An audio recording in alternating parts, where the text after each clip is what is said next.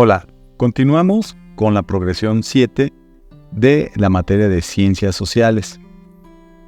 En este contenido vamos a hablar sobre el surgimiento de los acuerdos fundacionales y congresos constituyentes. Analizamos anteriormente las teorías del Estado de tres pensadores. Ahora vamos a ver cómo funcionan o qué influencia han tenido estas teorías. Los acuerdos fundacionales y los congresos constituyentes son momentos clave en la formación de los estados modernos. Estos procesos son fundamentales para establecer las reglas básicas que rigen la organización política y social de una sociedad, dando lugar a las primeras constituciones. A lo largo de la historia, diferentes naciones han experimentado estos momentos de transformación que reflejan sus luchas y aspiraciones. En este momento vamos a ver algunos ejemplos históricos significativos, así como la importancia de los congresos constituyentes en el desarrollo de las normas fundamentales de un Estado. Los acuerdos fundacionales son pactos o convenios que establecen las bases para la organización de un Estado.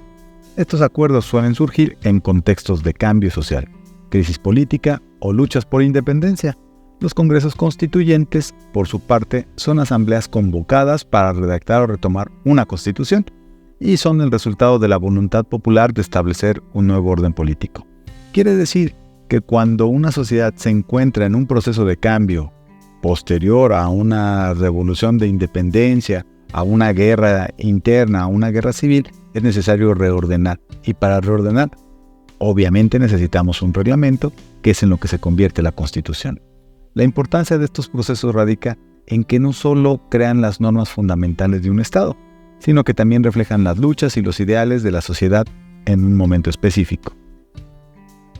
Algunos historiadores mencionan que las constituciones son documentos que no solo establecen un marco legal, sino que también son el resultado de la historia y las aspiraciones de un pueblo.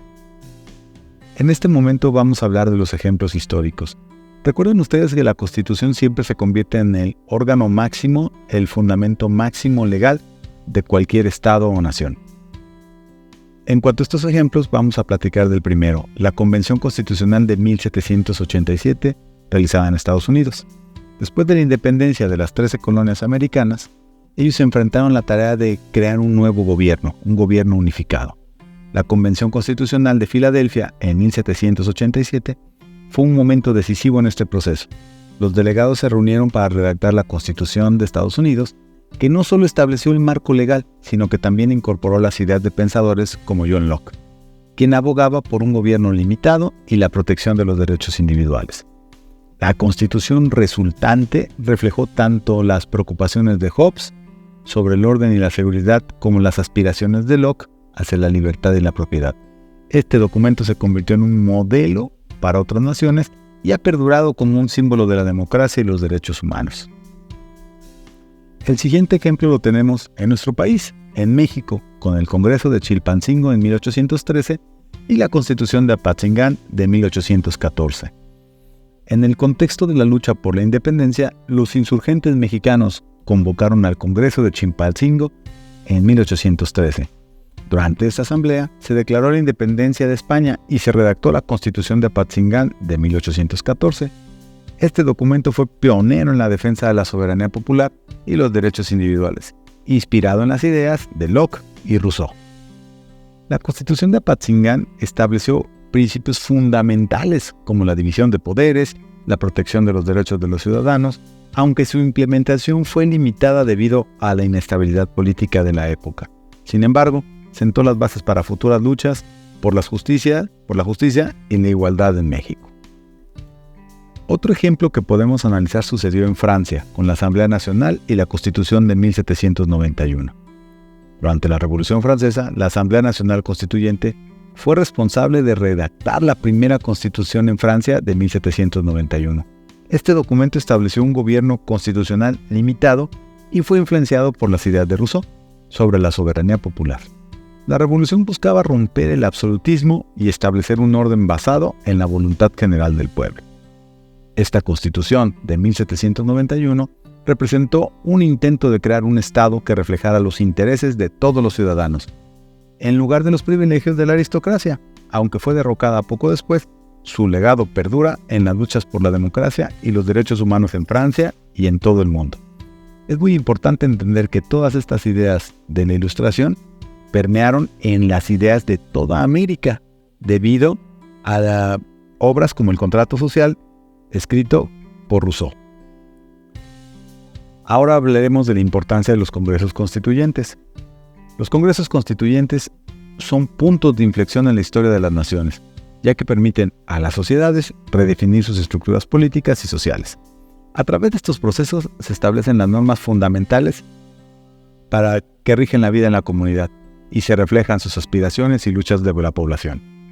La importancia de estos congresos radica en que no solo se crea un marco legal, sino que también representa un momento de consenso y un acuerdo social. Según algunos filósofos, dicen, una sociedad justa es aquella en la que los principios de justicia son acordados por la situación de igualdad. Los congresos constituyentes ofrecen un espacio para que diferentes grupos sociales participen en la creación de un nuevo orden, lo que puede fortalecer la legitimidad de un Estado.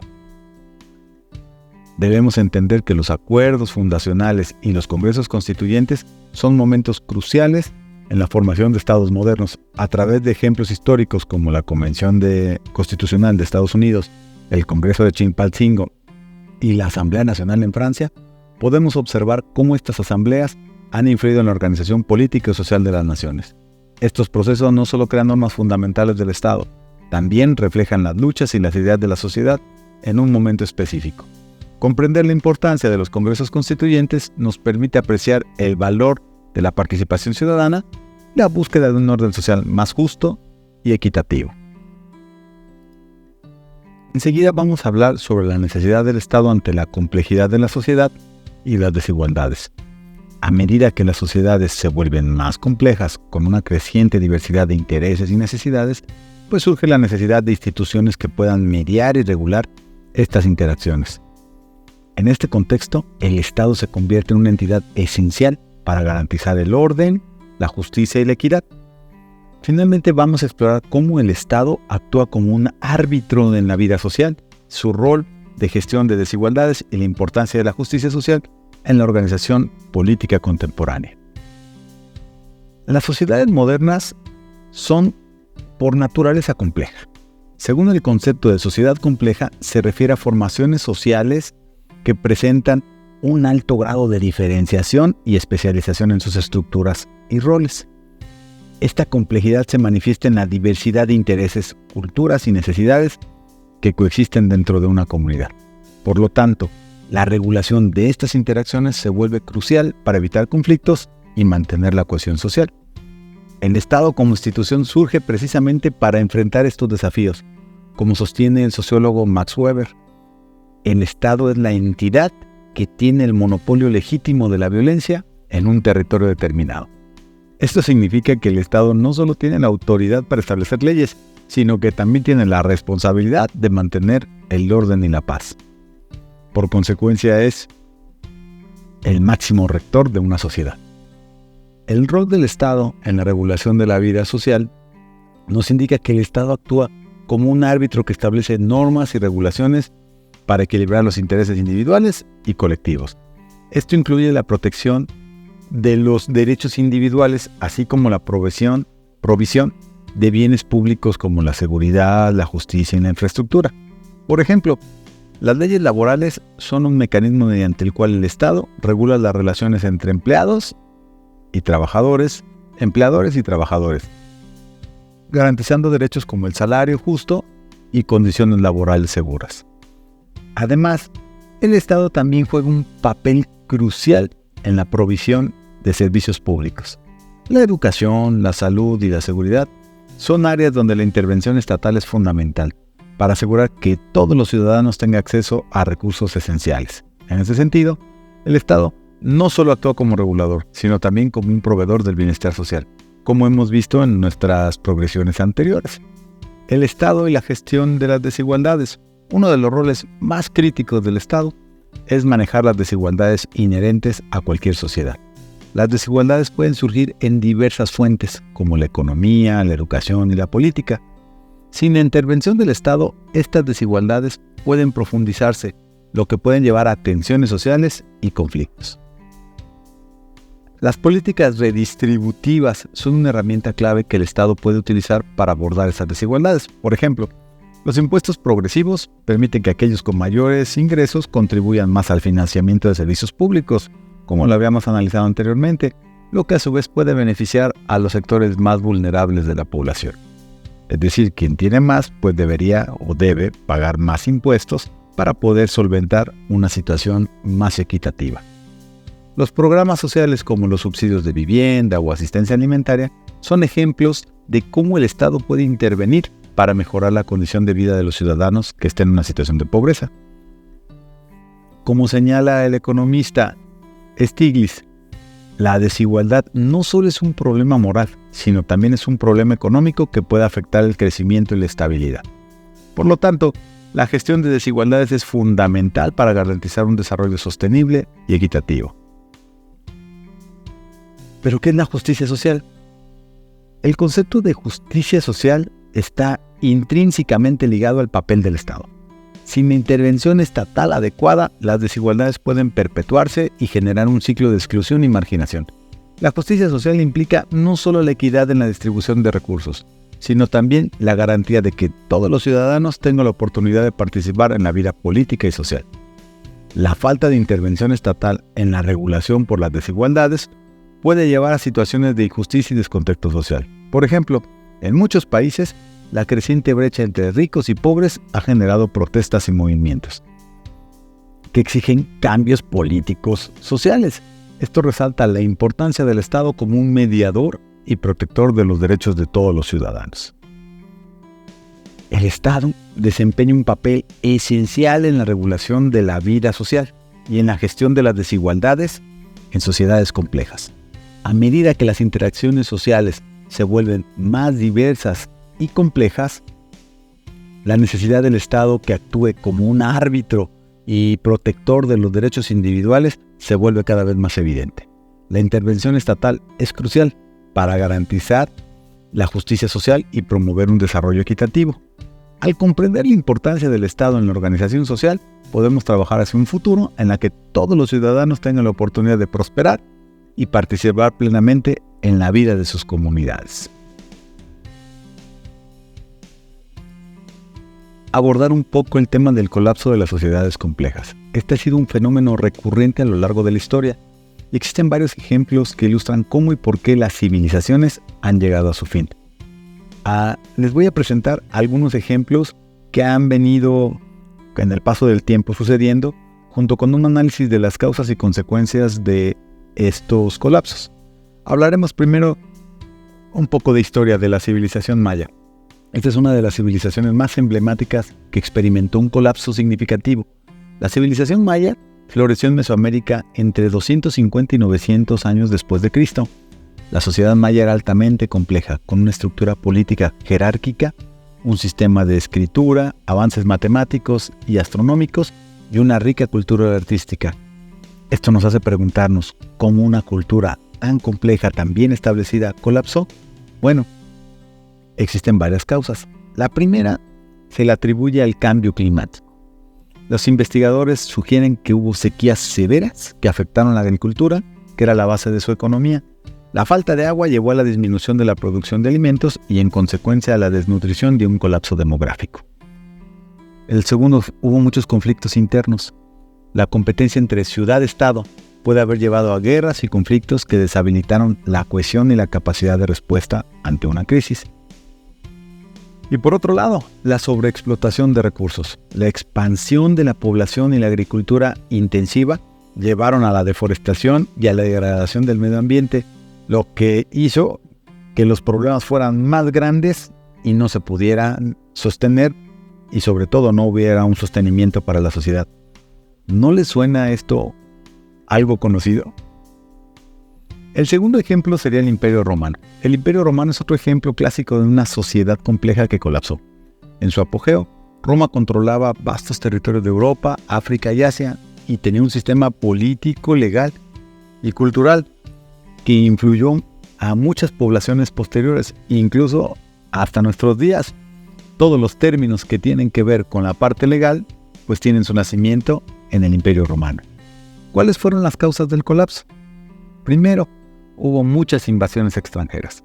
La presión de tribus germánicas y otros pueblos nómadas como los hunos llevó a la desestabilización de las fronteras y a la pérdida de territorios.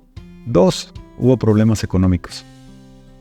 La economía romana se enfrentó a una inflación galopante, la devaluación de la moneda y a la creciente dependencia de la mano de obra esclava, lo que limitó la innovación y la productividad. Y 3. Corrupción y desgaste político. La corrupción en el gobierno y la ineficiencia administrativa erosionaron la confianza de las instituciones y llevaron a una falta de cohesión social.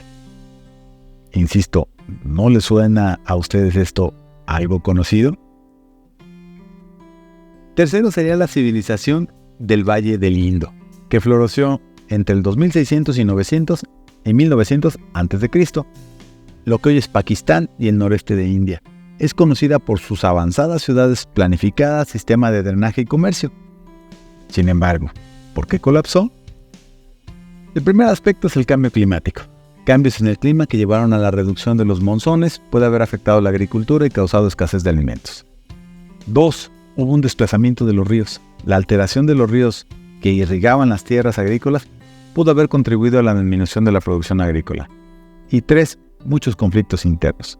La falta de un sistema político centralizado pudo haber llevado a conflictos entre ciudad y estado, debilitando la cohesión social.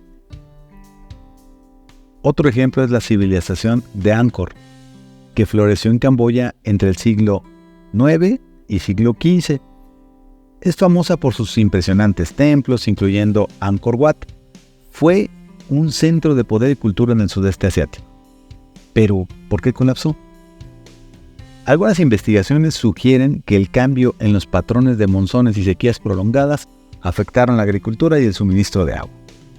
2. Hubo una sobrepoblación y sobreexplotación. La expansión de la población y la agricultura intensiva llevaron a la degradación ambiental, lo que hizo que la región fuera menos sostenible. Y 3. Hubo conflictos políticos. La presión de los reinos vecinos y las luchas internas por el poder también contribuyeron al declive.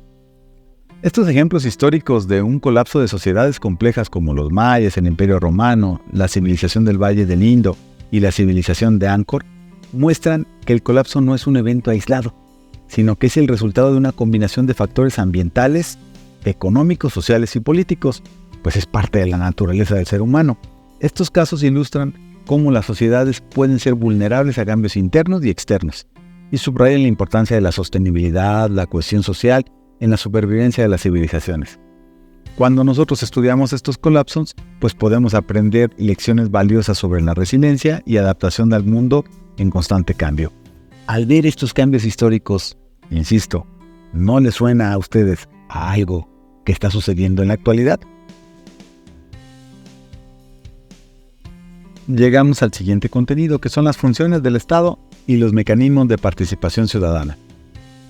El Estado desempeña un papel fundamental en la organización y el funcionamiento de una sociedad, como lo hemos analizado en el transcurso de este contenido. Pero además, es muy importante entender que dentro de sus principales funciones incluye la protección de los ciudadanos y la provisión de servicios públicos, como la regulación de la economía y la redistribución de la riqueza. Para llevar a cabo todas estas funciones, el Estado se basa en un sistema de normas sociales y jurídicas que garantían el cumplimiento de los individuos y las instituciones. En una sociedad de corte democrático, los ciudadanos también tienen diversos mecanismos para participar en la toma de decisiones que afectan sus vidas. Las funciones del Estado, el papel de las normas sociales y jurídicas y los mecanismos de participación ciudadana resaltan la importancia de la ciudadanía activa y comprometida. Pero, ¿cuáles son las principales funciones del Estado? La primera es la protección. La protección de sus ciudadanos tanto en términos de seguridad interna como externa. Esto incluye la defensa contra amenazas extranjeras y el mantenimiento del orden público y la aplicación de la ley. El Estado también tiene la responsabilidad de garantizar la seguridad de los ciudadanos, de los hogares y las comunidades. La siguiente es la provisión de servicios públicos. El Estado provee servicios esenciales como educación, salud, transporte y vivienda, que son fundamentales para el bienestar social. Estos servicios públicos deben ser accesibles y de calidad para todos los ciudadanos, independientemente de su situación económica. La provisión de estos servicios contribuye a reducir las desigualdades y a promover la igualdad de oportunidades. Por otro lado, existe la regulación. El Estado regula la economía, el mercado laboral y otros aspectos de la vida social para asegurar el funcionamiento justo y eficiente de la sociedad. Esto incluye la implementación de leyes y regulaciones que protegen los derechos de los trabajadores, los consumidores y el medio ambiente. La regulación puede fomentar la competencia e innovación del mercado. Por otro lado viene la redistribución.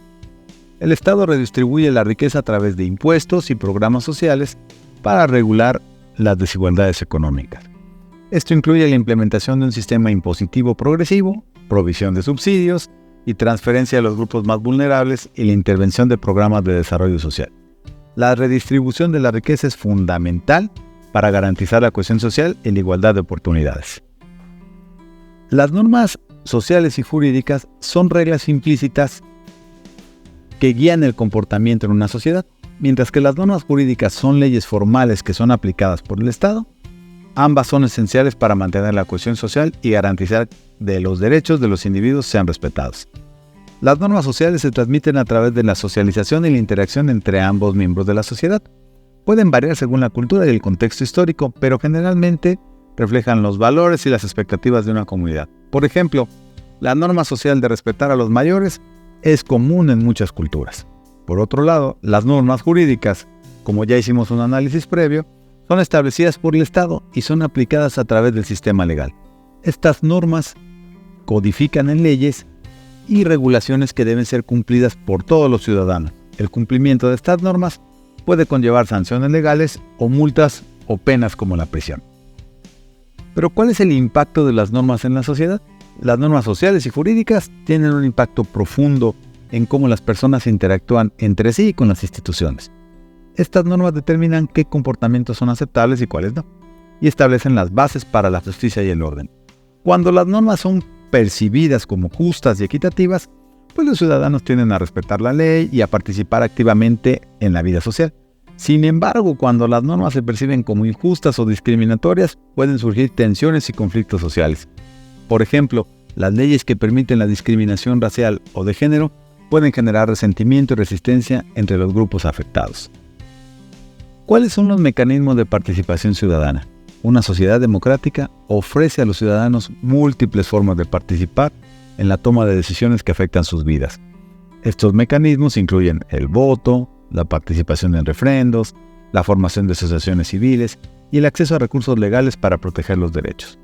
La participación en elecciones es uno de los mecanismos más directos por los cuales los ciudadanos pueden influir en la decisión del Estado y garantizar que actúe en su interés. A través del voto, los ciudadanos pueden elegir a sus representantes y expresar sus preferencias sobre las políticas públicas. Además del voto, los ciudadanos también pueden participar en referendos y consultas públicas sobre temas específicos. Esto les permite expresar directamente su opinión sobre cuestiones que les afectan. La formación de asociaciones civiles como sindicatos, organizaciones comunitarias o grupos de interés también es un mecanismo muy importante en la participación ciudadana. Estas asociaciones permiten a los ciudadanos organizarse y hacer oír su voz colectivamente. Finalmente, el acceso a los recursos legales como tribunales y defensores del pueblo es fundamental para que los ciudadanos puedan proteger sus derechos y denunciar abusos o irregularidades por parte del Estado y otros actores sociales. Es fundamental que los ciudadanos comprendan sus derechos y los mecanismos disponibles para participar en la solución de problemas en su contexto. Un Estado fuerte y justo no solo protege a los ciudadanos, sino también les da herramientas para que sean actores activos en la mejora de la sociedad. La participación ciudadana es esencial para garantizar la rendición de cuentas del Estado y la transparencia en la toma de decisiones. Cuando los ciudadanos se involucran activamente en la vida pública, pueden exigir que el Estado cumpla con sus funciones y que las normas sociales y jurídicas sean justas y equitativas. En definitiva, el fortalecimiento de la participación ciudadana es clave para contribuir de sociedades más democráticas, inclusivas y sostenibles. Solo a través de la ciudadanía activa y comprometida podemos hacer realidad el ideal de un Estado al servicio del bien común. Bueno, ahora, para concluir con este tema, le voy a pedir a mi amigo el Spider Profe que nos genere algo de contenido bajo su estilo para poder cerrar con este tema de aprendizaje. Nos vemos más adelante. Hasta pronto. Los dejo contigo, Spider. Gracias, profe Odín.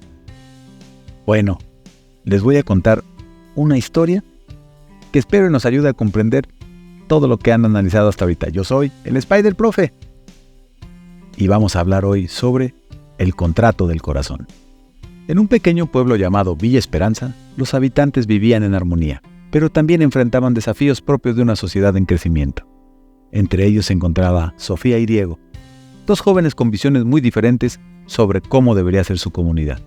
Sofía, una apasionada defensora de la justicia y la igualdad, siempre había admirado las ideas de Rousseau. Creía firmemente en la participación activa de todos los ciudadanos para construir un Estado que reflejara el bien común.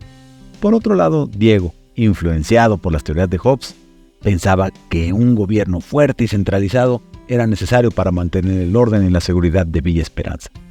Un día, el pueblo decidió organizar un congreso constituyente para discutir y formar nuevas instituciones que pudieran responder mejor a las necesidades de todos. Se organizó este congreso. Durante las reuniones, Sofía y Diego se encontraron en constantes debates. Sofía argumentaba que el Estado debía proteger los derechos naturales de las personas, como proponía Locke, mientras que Diego insistía en la necesidad de que un líder fuerte se manifestara para evitar el caos. A pesar de sus diferencias, Sofía y Diego comenzaron a admirar la pasión y el compromiso del otro. Sus discusiones se volvieron más simples, debates públicos, debates políticos se convirtieron en una danza de ideas y emociones. Poco a poco se dieron cuenta de que aunque sus enfoques eran distintos, ambos querían lo mejor para la comunidad. Una noche, Diego, después de una intensa sesión en el Congreso, habló con Sofía y se encontraron bajo el cielo estrellado. Él, con una sonrisa, le dijo: «Tal vez nuestras diferencias no sean tan grandes después de todo. Ambos queremos un Estado que funcione para todos, solo que lo vemos desde perspectivas distintas». Sofía asintió, sintiendo la calidez en su corazón. «Tienes razón, Diego, quizá podamos encontrar un punto medio, un contrato social que combine nuestras ideas y que realmente beneficie a Villa Esperanza». Con el tiempo, Sofía y Diego trabajaron juntos para crear un sistema de gobierno que equilibrara la seguridad y la participación ciudadana. Su colaboración no solo fortaleció la comunidad, sino que también forjó un vínculo especial entre ellos. Al final, Villa Esperanza se convirtió en un ejemplo de cómo las ideas de Hobbes, Locke y Rousseau podían coexistir y complementarse. Y en medio de los conflictos y debates, floreció un romance que demostró que a veces las diferencias pueden unir más que separar. Bueno, espero que estas historias les hayan ayudado. Nos vemos más adelante. Yo soy el Spider Profe. Hasta pronto.